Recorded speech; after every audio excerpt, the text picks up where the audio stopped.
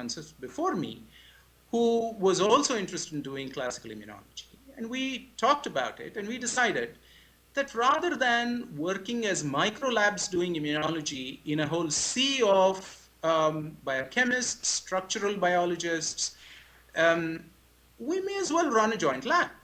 So effectively, despite the fact that we were independent investigators, we've over these past 2 decades run a joint lab. We hold joint group meetings, all research projects are held in common, all publications are done together. As a matter of fact, currently there are 3 people in the group, 3 PIs in the group. When we began doing this, people in India said, "Why on earth are you doing this?" And we said, "Is there a problem with it?" And I was expecting to be told that if I were in the US, you guys wouldn't make tenure, you guys wouldn't make grants properly, and so on and so forth. But none of that was an issue. So all that turned out people were going to tell us was that you're not going to get the prizes. It's been okay without prizes. So really, you don't need to fight for your own credit.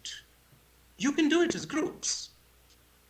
Everything that I have done over these past 2 decades, all bits and pieces of science, has been as part of a collegial group that includes immunologists like myself, that includes cell biologists, that includes molecular and structural biologists, that includes virologists, that includes a whole slew of people, not in a project by project collaboration, but in long-term collaboration where even when we're not publishing together, we're talking about our science to each other together. And I think that that is yet another space for community created in the backwaters that India stands for and represents. There are other issues that are more general that it would have been nice to talk about, and if I had been present there physically, I would have, but they are not India specific. They are to do with why we do science, and you might want to think about a little school kids experiment. Certainly in India this is true, I suspect it's true in the US. You ask children in school what they think about when you say science, and they talk about physics and chemistry and biology, and then you turn around and say, "But I thought you had a textbook called social science." And they say, "Yeah." And you say, "Oh, don't you think of any of that when you think about science?" And they don't. And it's worthwhile for us when we talk about competition and community and the purpose of doing science, to think about why, as a society, when we think about science, we only think about the natural sciences and not the social sciences. As I said, I have arguments about this that I would have been happy to talk about if I were there, but that's not India specific. And I've set myself this limit because of Skype of staying India specific. So I'll stop there, and thank you very much for your attention, and I'd be very glad to answer questions. Thanks.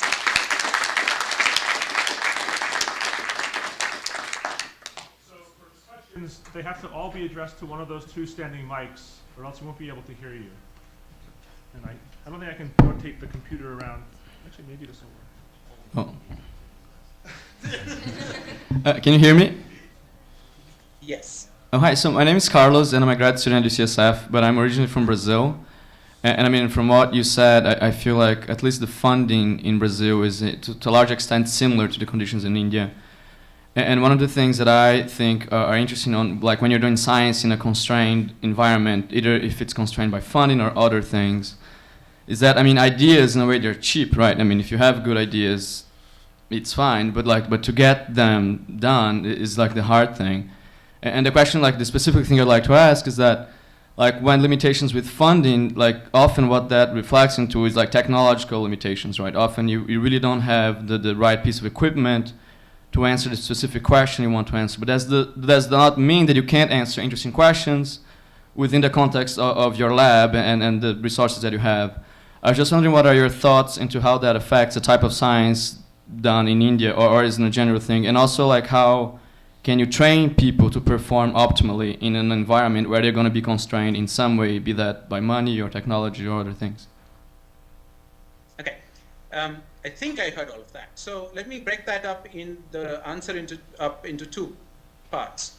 One part is the question of, is there a, if I may restate the question, is there a collegial critical mass for you of people working in the general area that you work in, so that you can bounce ideas off them, so that you can talk to them, so that you have a community to talk to? The answer to that is that you don't, but that things are better today than they were 20 years ago, quite substantially better today, particularly because people within India tend to talk to each other regardless of which institution they belong to. And therefore, going back and forth between cities, between institutions, as your peer group for casual conversations, not formal consultations, is very much the norm. Nonetheless, the limitation that for any working discipline within biology, the critical mass is relatively non-existent, still remains reality. And I am told by friends in Brazil that that's the case, and so it wouldn't surprise me if there were stark similarities there. The second component of the question is about instrumentation and whether the kind of resources that you need, not simply in terms of money, but in terms of instruments and specialized expertise to do the experiments, is available or not. And on that one, 20 years ago, I would have said that the answer is only an extremely lukewarm yes. Today, it's really not difficult at all to get access to instrumentation in meaningful fashion, meaning to get access to instrumentation with real and substantive and organized help in getting the experiments done if you don't know how to use the instruments yourself. Most people in the national laboratories where the bulk of life science research is done will, in fact, have access already to almost any high-end instrumentation you care to name. But that's been true only over these past, not even a decade, about 5 or 6 years, I would say. And I don't know what the Brazilian situation in that context is, but in India, that's certainly been a large part of the guarded and skeptical optimism that people like me have about doing science. I hope that kind of answers the question. Yes. Hi, you described that 15 to 20 years ago that the Indian granting system was kind of ruled by godfathers. And now you, according to your description, it sounds like the Indian granting system works in many ways better than the one we have in the United States. What do you attribute to the demise of the godfather system and the arisal of a functioning, modest granting system in your country? Okay. So in the first place, no, it does not work better than it does in the United States. Okay. So let me underline. USA. Let me underline the points on which the Indian system is an absolute failure.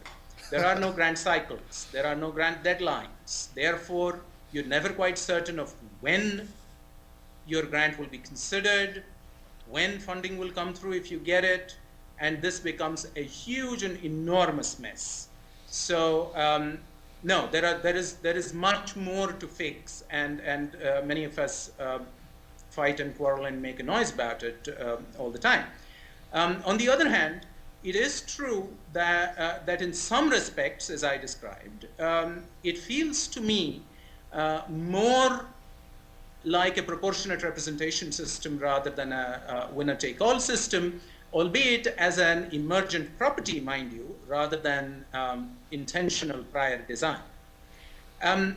But let me clarify something. It is not my case that the godfathers have undergone spontaneous combustion. They haven't. Godfatherliness and increasingly godmotherliness is a consequence of societal culture. That's not simply to do with science. That comes from where we come from into science. In traditional feudal, as I said, to an extent, post-colonial angst-ridden communities and cultures and societies. Are there any Canadians in the audience? They'll know about what post-colonial means. So do we, sort of. So, godfatherliness is an attribute that does not go away. So, as I said, if you write a terrifyingly rotten grant and you are yourself amongst the godfathers or very closely identified with one, what are the odds that your grant will at least be seriously considered and perhaps even funded? They're pretty big. So it's not at all my case that the system has undergone demise. What has happened again is that in the eddies and the turbulence, a small space has been created, in part because there is actually a fair amount of funding available for non-godfathered grants that are clearly sound and respectable, not exciting, mind you, but just respectable, to be funded, albeit at modest levels. And that transition has happened, as I said, in part because there is a fair amount of funding, in part because grant pressure is relatively low, because although faculty members, if you count universities and colleges, is huge, there is really no pressure on everybody to be doing research and putting in large numbers of grants. And in part because grant sizes themselves, average grant sizes, are small. With all of that, there is enough space created that an extra godfather-driven funding space for grants becomes available. Thank you very much. So my question is, building upon something you mentioned to Chris, is about the reflection of social changes inside of the science culture. There is great gender inequity in science in India, and I'm wondering how if that's changing at all, and to build upon I'm that. sorry, could you just say that sentence again? There's gender inequity in India across genres. Is science changing that at all? Is it an agent of change in terms of gender equity? And secondly, are we seeing socioeconomic change in terms of people that are what you would consider poor? Are they given opportunities to elevate in the science community in India as well? Right. Okay, so the first question of gender equity. The short answer is no, India doesn't do particularly well even today in terms of gender equity. On the other hand, is it better than 20 years ago? Yes, it's hugely better than 20 years ago. So here's the problem. Of the incoming graduate student class in the institute where I work, of a class of anything between 30 to 40, certainly 60% are women.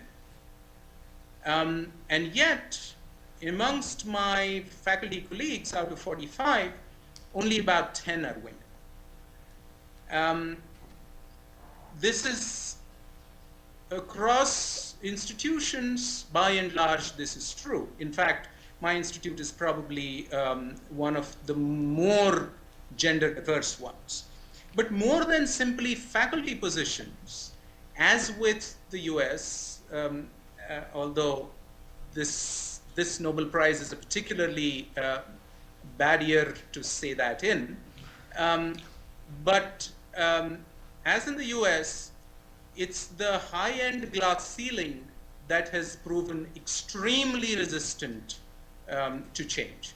In other words, heads of department, chairs of divisions, directors of institutions, extremely small numbers are women. And that's really where a huge barrier still exists. At the level of entry-level faculty recruitment, at the level of assistant professors, I'm inclined to argue that there is still a barrier, but I will also admit that that's a much weaker barrier than it was 20 years ago. Remember that the requirements for gender-specific family responsibilities in India are culturally even more demanding than they are in the West, and therefore it shouldn't surprise any of us if large numbers of women, even after completing their doctoral degrees, choose to take high school teaching jobs, or choose to take relatively low-level industry jobs, or just in occasional instances, choose to stay as homemakers. The issue of socioeconomic disparities and whether socioeconomic disparities have been addressed in inclusiveness within the praxis of science, if I understood that question correctly. Again, the short answer is no. India and scientists in India as a community are still the equivalent of WASPs, meaning upper caste males from mostly urban or semi-urban backgrounds and from middle class or upward households themselves. Middle class in India is an extremely small percentage compared to the West, please remember. So has this changed? It has changed a little bit. And a major reason why it has changed is that there is a very large amount of affirmative action and quota-driven affirmative action in India these past 50 years, 60 years. And one consequence of that has been that it has been possible, not easy, but possible for students from first-generation literates, from rural communities, and from poor households, if they have the drive to do well, to sit for national entrance tests of major institutions, to get into master's and doctoral programs, and then to go abroad as postdocs, to do well there, and to come back as faculty. I know a fair number of faculty colleagues like that. I have had my share of students who fall in that category, about which I feel good, although there's no credit to me in that. But would I say that that is a substantial change? No, it's a trickle. It's a much larger trickle than it used to be, but it's not the mainstream happening. Any more questions? Well, let's thank Dr. Rath again for coming all the way with us.